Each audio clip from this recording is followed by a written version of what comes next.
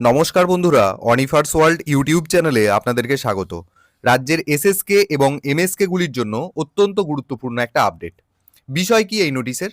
চলতি মে মাসের মধ্যেই এসএসকে এবং এমএসকে কেন্দ্রগুলির বর্তমান অবস্থা যাচাই করার জন্য জরুরি একটি নির্দেশিকা জারি করা হয়েছে।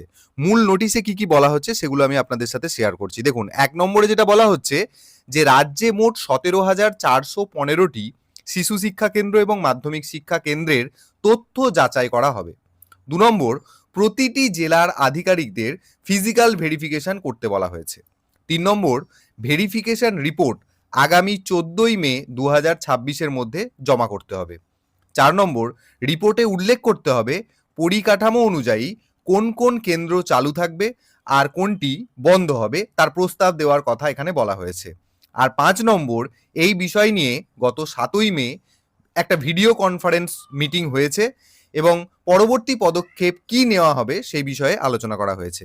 তো এক কথায় বলতে গেলে সরকার এসএসকে এবং এমএসকে গুলির বাস্তব অবস্থা খতিয়ে দেখে ইন ফিউচার কিছু কেন্দ্র বন্ধ বা চালু রাখার সিদ্ধান্ত নেবে। তো এসএসকে এবং এমএসকে সংক্রান্ত ছোট্ট আপডেট।